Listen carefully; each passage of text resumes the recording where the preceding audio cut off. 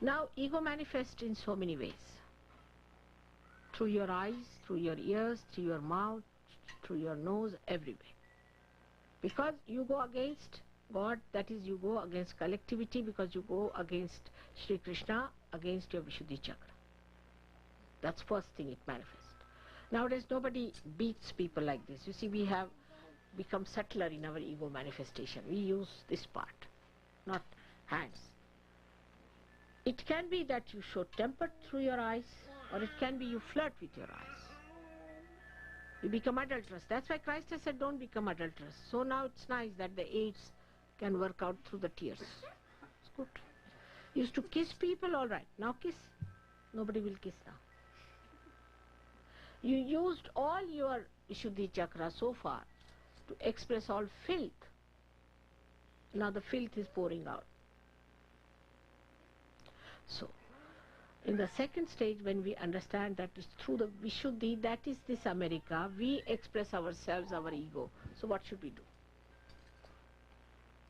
First of all, stop talking. Here the way people talk, I mean, you see, you have to just start opening your mouth like this, and like that you go on. And the other is talking.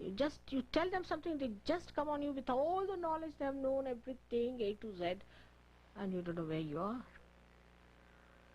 How do you stop talking? I've told you a practical thing. I'll get you betel nuts, which I'll vibrate, put it in the mouth. And you take it out when you have to talk, otherwise keep it there. That's Sri Ganesha. Don't take it out. Stop talking. If you stop talking, your hypocrisy will go away. But through our face, we are hypocritical. Everything works out through Vishuddhi. Now see, a person who is extremely aggressive, you see, can also act to be very, very sweet, you see.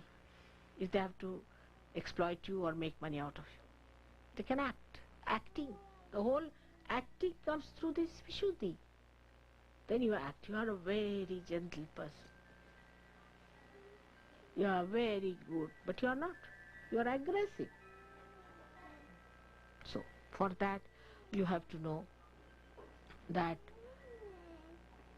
talking less will reduce 50% of your hypocrisy and acting. 50%. Now 50% still left. Now what to do with the 50%? 50% is a thing where we have to know what other chakras are responsible for ego manifestation. One is the Hamsa, is very important. Hamsa is. We use when we want to show our temper. Indifference. Then a person thinks, oh God, what have I done to this person? That's how we show our temper. All the time like this. That's Hamsa.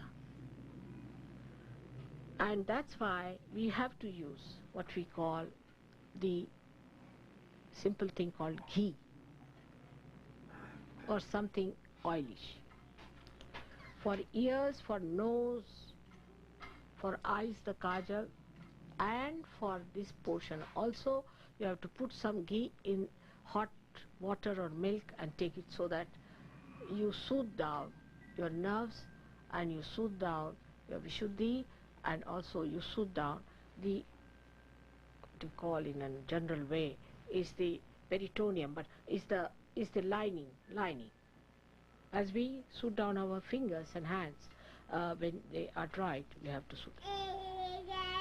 Rub ghee here, oil there, in the head. Now the modern style is not to put oil in the head. You will become balded gentleman. Of course, you can still act like Yul Brynner, but he died of cancer. His sister is our disciple.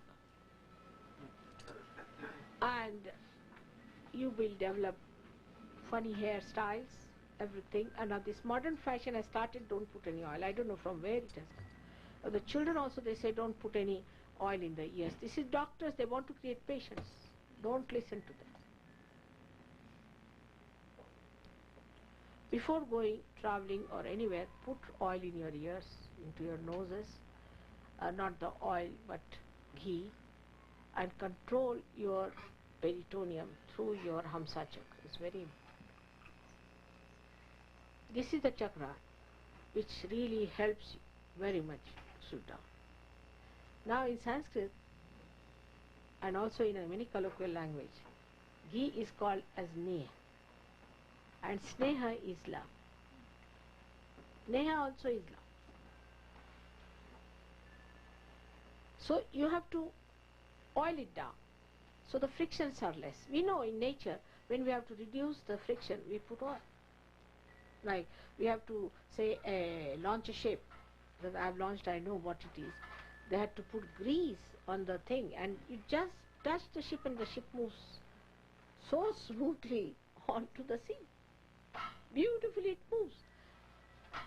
In India they put bananas because banana is very easily available, so they put bananas on that. And here they use grease. In England, for example, they use grease. So in the same way we have to grease ourselves. Our language, our tone, our speaking must be greased with love.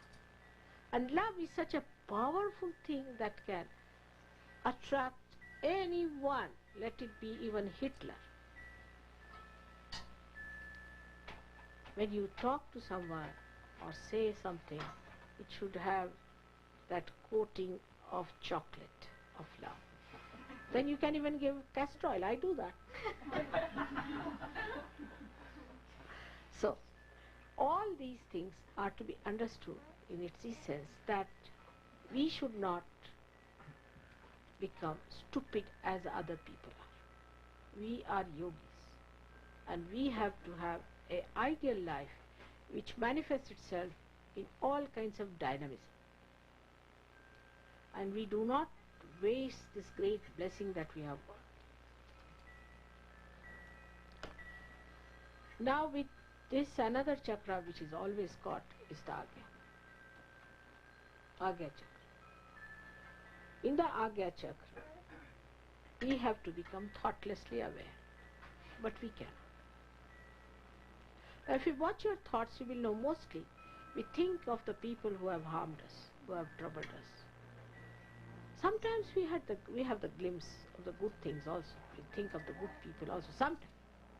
Normally, we are thinking about the people who have harmed us, hurt us, this thing, that.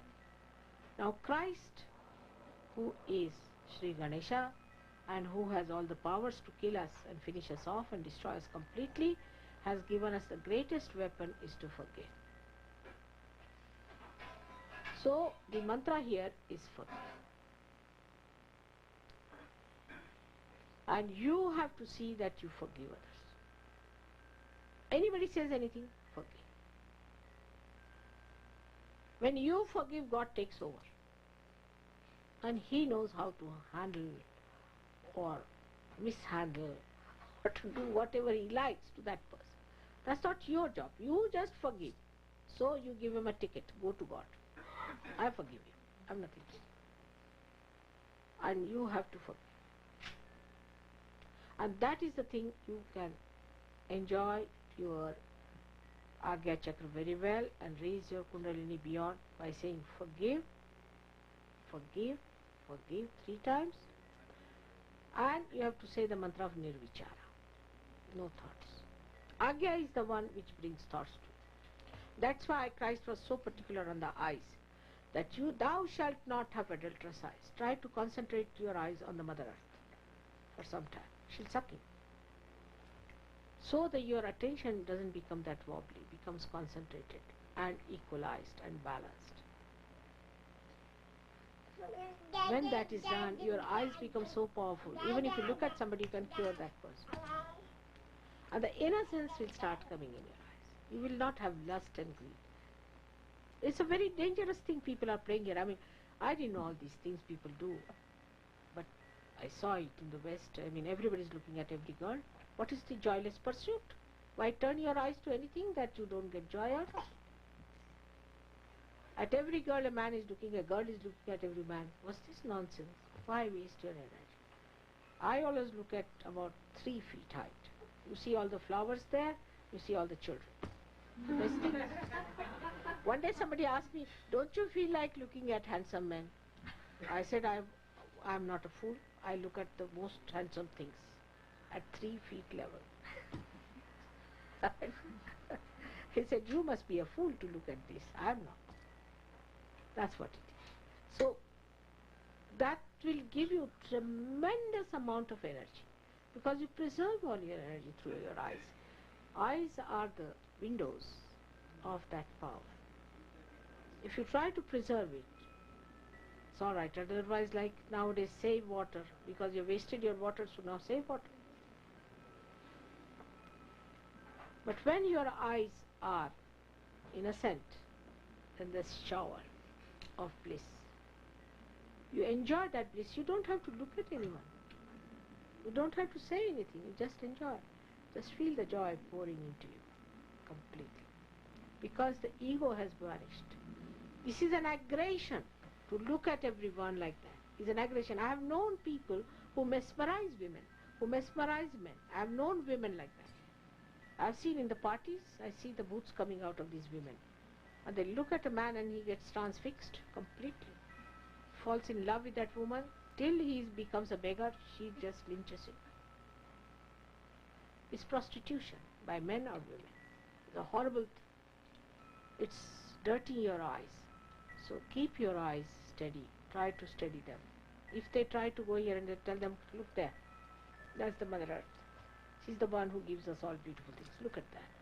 And then the beauty of that Mother Earth will come into your eyes. And the cleanliness and the innocence will cleanse others. That's how it should be. So to fight this ego, one has to be prepared and must have proper willpower, because ego kills the willpower of man completely. A man who is an egoist is left with no willpower. He does what the ego tells him. It can murder people, it can be violent.